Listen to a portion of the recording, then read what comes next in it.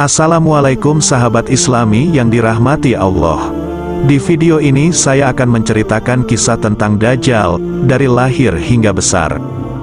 Dajjal adalah seorang manusia pendusta dan penebar fitnah terbesar yang lahir dari keturunan Yahudi, Yahuja. Dalam berbagai riwayat, Dajjal kelak akan dibunuh oleh Nabi Isa alaihi salam atas izin Allah Ta'ala di akhir zaman. Peristiwa ini menjadi salah satu tanda-tanda terjadinya hari kiamat. Dajjal bukan jin ataupun makhluk lain, tetapi ia manusia yang ditangguhkan ajalnya seperti halnya Nabi Isa alaihi salam. Dajjal lahir di negeri Samirah, Samaria, negeri kecil di Palestina warisan Nabi Sulaiman. Negeri Samirah ini berasal nama seorang dari Bani Israel, Musa Samiri, pembuat berhala sapi emas. Ia pengikut Nabi Musa alaihi salam yang kemudian sesat dan merupakan tokoh kafir yang disebut dalam Al-Quran. Dajjal lahir dari seorang ayah dan ibu keturunan Yahuja, Yahudi, yang 31 tahun tidak dikaruniai anak. Ketika lahir, Dajjal menjadi anak yang paling menyengsarakan kedua orang tuanya, sebagaimana digambarkan oleh Rasulullah Shallallahu Alaihi Wasallam. Ayah dan ibu Dajjal itu melewati pernikahannya selama 30 tahun tanpa melahirkan satu anak pun. Kemudian lahirlah dari mereka seorang anak laki-laki yang buta sebelah matanya. Ia menjadi orang yang paling berbahaya dan paling sedikit manfaatnya bagi kedua orang tuanya dan bagi umat manusia. Kedua matanya tertidur tetapi hatinya tetap terjaga. Keluarga Dajjal, ayah dan ibunya adalah penyembah berhala. Mereka menyembah berhala berbentuk sapi betina. Menurut Dr. Isa Daud dalam bukunya, Kemunculan Dajjal di Segitiga Bermuda, Dajjal lahir 100 tahun sebelum kelahiran Nabi Musa alaihi salam. Ada yang menyebutkan cikal bakal Dajjal lahir dari nama Musa Samiri si pembuat berhala sapi emas. Dajjal kecil sengsarakan orang tuanya. Sementara dalam buku Ihzaru al-Masih ad-Dajjal disebutkan, Dajjal lahir dari hasil hubungan ketika ibunya sedang menstruasi, lalu terjadilah kehamilan sebagai pengaruh perbuatan iblis. Dikisahkan, pada malam yang menakutkan diiringi embusan angin dan hujan lebat, pasangan suami istri itu mendengar suara dari patung sapi betina yang mereka anggap sebagai Tuhan mereka. Kemudian patung itu memberitahu kepada mereka akan kelahiran seorang anak. Setan mengetahui keinginan suami istri itu mendambakan seorang anak laki-laki. Karena itu setan memperdaya berhala itu seakan-akan memberi karunia anak dan meminta korban-korban sesembahan. Demikianlah cara setan menipu daya manusia. Perempuan itu pun melahirkan anak lelaki tetapi kedua matanya cacat sejak lahir. Bayi itu suka tidur malam dan siang dan jarang bangun.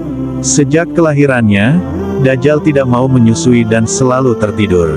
Hingga mengakibatkan payudara ibunya mengalami pembengkakan hebat dan menimbulkan panas yang luar biasa. 2 bulan kemudian ibunya meninggal.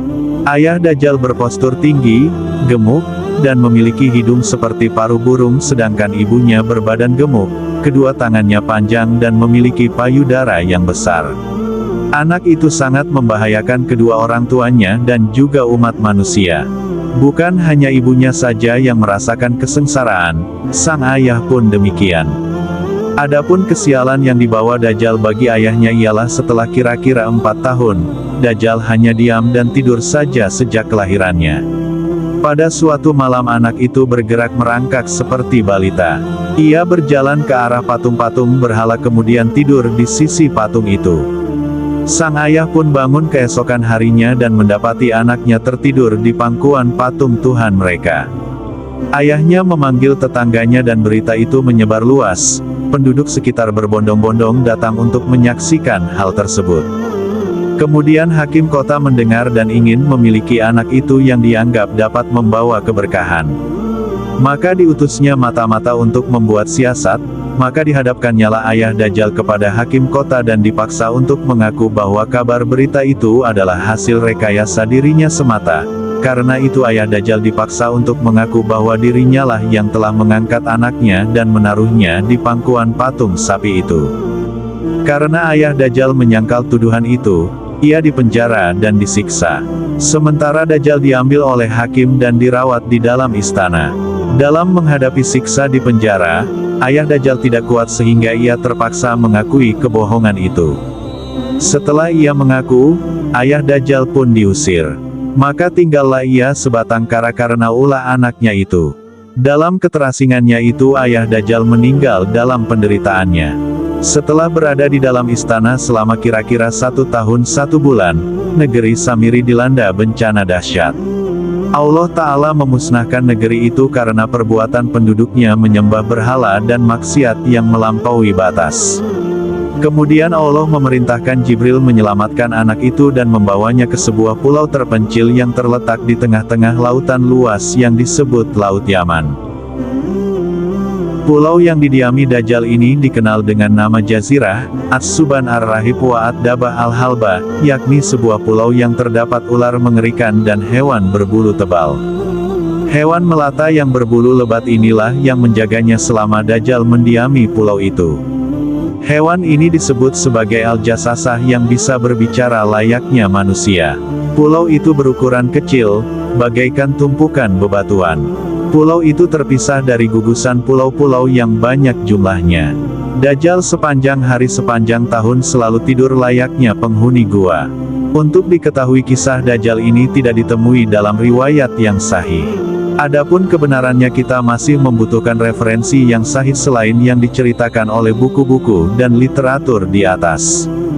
Jika memang kisah tersebut benar adanya, maka kita memohon kepada Allah Ta'ala agar diberi rahmat dan taufik sehingga bisa selamat dari fitnah Dajjal di akhir zaman nanti. Kisah Tamim Ad-Dari bertemu Dajjal di sebuah pulau kecil. Fitnah terbesar yang dapat menyebabkan manusia celaka hingga menjadi kafir adalah munculnya sosok pendusta bernama Dajjal.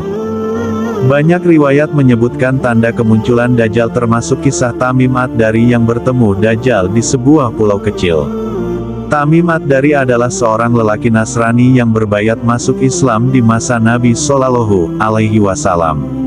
Cerita tentang sosok Dajjal ini dikisahkan dalam hadis Sunan Abu Dawud nomor 3767 dalam bab peperangan besar.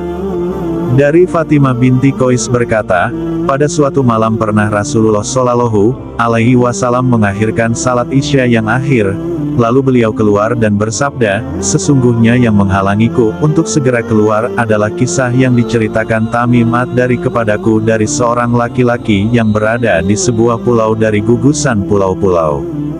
Sebelum bertemu dengan Dajjal, Tamim Ad-Dari mengaku bertemu dengan Al-Jasasah, makhluk berbulu, berambut lebat.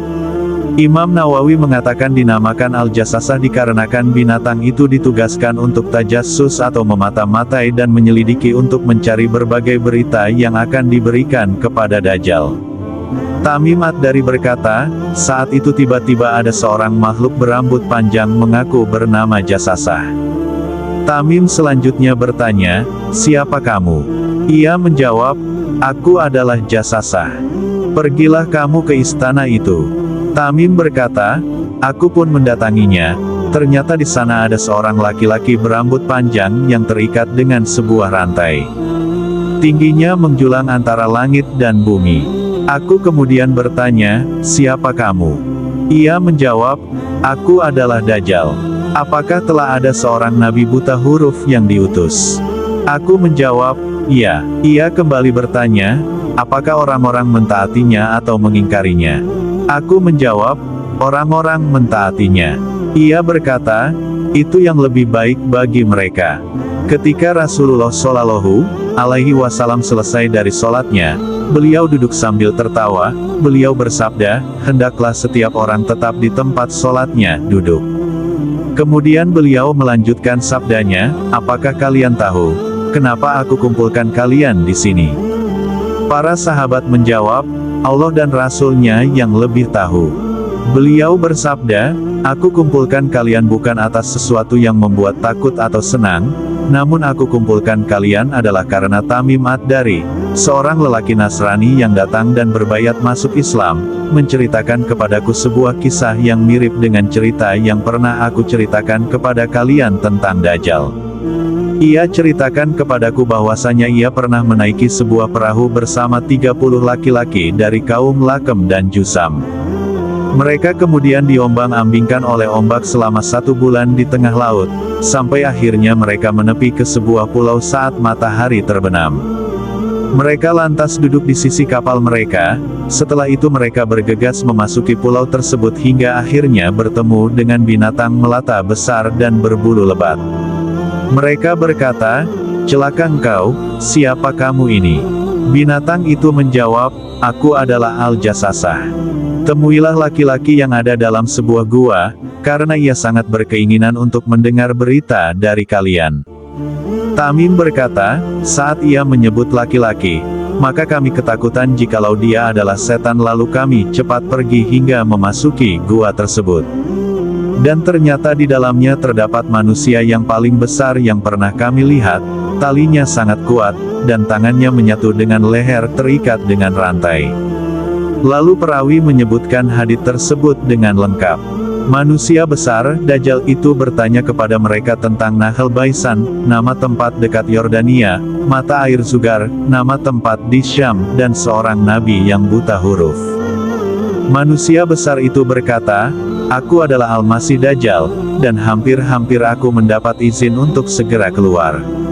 Nabi Shallallahu Alaihi Wasallam bersabda, "Sesungguhnya ia, Dajjal, berada di Laut Syam atau Laut Yaman. Bahkan ia akan muncul dari arah timur tempat ia berasal." Beliau ucapkan hingga 2 kali seraya menunjuk ke arah timur. Kisah tentang fitnah besar di akhir zaman. Fitnah besar jelang kiamat. Rasulullah Shallallahu Alaihi Wasallam bercerita tentang fitnah besar di akhir zaman. Beliau bercerita panjang lebar seputar fitnah hingga beliau menyebutkan tentang fitnah Al-Ahlas. Seorang laki-laki lalu bertanya, "Wahai Rasulullah, apa itu fitnah Al-Ahlas?" Beliau menjawab, "Adanya permusuhan dan peperangan, kemudian fitnah kesenangan yang asapnya muncul dari bawah kedua kaki seorang laki-laki ahli baitku. Ia mengaku berasal dari keturunanku, padahal bukan. Wali-waliku hanya orang-orang yang bertakwa. Kemudian orang-orang akan berdamai pada seorang laki-laki layaknya pangkal paha yang bertumpuk di tulang rusuk kesepakatan yang semu. Kemudian akan muncul fitnah seorang yang buta, dengan kekuasaan, tidak seorang pun dari umat ini kecuali ia akan mendapat satu tamparan di mukanya, bencana kerusakan darinya. Ketika fitnah itu telah dianggap usai, namun fitnah tersebut justru berkelanjutan. Seorang laki-laki yang paginya beriman menjadi kafir di waktu sore, sehingga manusia akan menjadi 2 kelompok. Sekelompok orang yang beriman dan tidak ada kemunafikan dalam keimanannya, dan sekelompok orang yang penuh kemunafikan dan tidak ada keimanan padanya. Jika kondisi kalian sudah begitu, maka tunggulah munculnya Dajjal pada hari itu atau keesokan harinya. Sunan Abu Daud nomor 3704. Salah satu tipu daya Dajjal diterangkan dalam hadis dari Hudzaifah berkata, "Aku adalah orang yang paling tahu tentang kapan munculnya Dajjal. Sesungguhnya Dajjal mempunyai lautan dari air dan sungai dari api. Apa yang kalian lihat sebagai api sebenarnya adalah air, dan apa yang kalian lihat sebagai air sebenarnya adalah api. Maka, siapa dari kalian yang mendapati hal itu dan ingin minum, hendaklah ia minum air yang berupa api dalam pandangannya, sebab ia akan mendapatkan air yang sesungguhnya." Abu Mas'ud Al-Badri berkata, "Demikianlah aku mendengar Rasulullah dari fitnah besar ini. Dajjal memiliki kekuatan super dahsyat, dapat mengendalikan 4 unsur alam yaitu tanah, air, angin dan api. Dia juga mampu mengendalikan makhluk hidup seperti hewan dan tumbuh-tumbuhan." Kisah gambaran kekuatan Dajjal yang lebih dahsyat dibanding Avatar. Berikut ini gambaran kekuatan Dajjal yang super dahsyat. Dajjal bukanlah sosok jin ataupun makhluk gaib, tetapi ia manusia yang ajalnya ditangguhkan seperti halnya Nabi Isa alaihi salam. Allah memberinya kemampuan super hebat sebagai ujian bagi manusia pada akhir zaman. Dalam Islam, kemunculan Dajjal dikaitkan dekatnya hari akhir dan termasuk salah satu tanda-tanda hari kiamat Al-Kubro. Sebelum sangkakala ditiup pada hari kiamat, dunia akan dikuasai oleh Dajjal selama 40 hari. Ia diberi kemampuan oleh Allah yang Maha Perkasa menguasai dunia sebelum akhirnya mati di tangan Nabi Isa alaihi salam. Dalam buku Misteri Dajjal, karya Wiyanto Soed disebutkan, Dajjal memiliki kekuatan melebihi kekuatan Avatar. Mungkin Anda pernah menonton film Avatar: Legend of the Aang. Serial film kartun yang menampilkan seni bela diri dan sihir unsur-unsur alam. Film kartun ini banyak mengadopsi seni budaya, adat istiadat, filosofi, pakaian bahasa, dan mitologi negara-negara di Asia. Secara etimologi, avatar ini berasal dari kata avatara, bahasa Sanskerta, yang berarti turun. Dalam makna yang luas bisa diartikan, datangnya Ratu Adil. Dalam mitologi Hindu, saat dunia dikuasai oleh kekuatan jahat, maka para dewa menjelma sebagai manusia super untuk mengembalikan keseimbangan di muka bumi. Penjelmaan dewa inilah yang disebut sebagai avatar atau sang penyelamat terakhir. Untuk menyelamatkan dunia, avatar ini diberi kemampuan untuk mengendalikan 4 unsur alam, yaitu tanah, air, angin dan api. Dalam beberapa riwayat disebutkan, kemampuan Dajjal juga hampir mirip-mirip dengan Avatar. Bahkan jauh lebih dahsyat lagi. Bukan hanya mampu mengendalikan 4 unsur alam, tetapi Dajjal juga mampu mengendalikan makhluk hidup seperti hewan dan tumbuh-tumbuhan. Dia bisa memerintahkan langit untuk menurunkan hujan, lalu langit pun menurunkan hujan. Dia mampu memerintahkan bumi untuk menumbuhkan tumbuh-tumbuhan lengkap dengan segala hasil buminya. Dia juga dapat melintasi bumi dari satu tempat ke tempat lain dengan kecepatan yang luar biasa, bagaikan hujan yang ditiup angin kencang. Dajjal juga memiliki surga dan neraka. Siapa yang mengikutinya maka ia akan diberi makanan dan minuman di surganya Dajjal. Padahal surganya adalah neraka dan nerakanya adalah surga. Inilah salah satu tipu daya Dajjal menyesatkan manusia.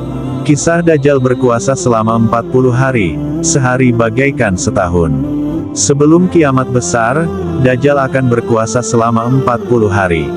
Dunia seakan-akan ada dalam genggamannya. Ia membungkus suatu kejahatan atau kemaksiatan dengan keindahan. Sama dengan metode yang sering dilakukan iblis menggoda manusia. Dalam hadis Nawas bin Saman radhiyallahu anhu, para sahabat bertanya kepada Rasulullah Shallallahu alaihi wasallam mengenai Dajjal. Hadis ini diriwayatkan oleh Imam Muslim dan Imam Ahmad. Wahai Rasulullah, berapa lamakah dia tinggal bumi? Rasulullah menjawab, selama 40 hari, sehari seperti setahun, hari seperti sebulan, dan sehari seperti seminggu, dan seluruh hari-harinya seperti hari-hari kalian. Mereka bertanya, wahai Rasulullah, bagaimana kecepatan Dajjal berkeliaran di muka bumi? Nabi menjawab, bagaikan hujan yang diterbangkan oleh angin, ia lewati sebuah perkampungan dan diajaknya mereka hingga mereka pun menerima. Lantas Dajjal perintahkan langit menurunkan hujan, Dajjal perintahkan bumi mengeluarkan tumbuhan.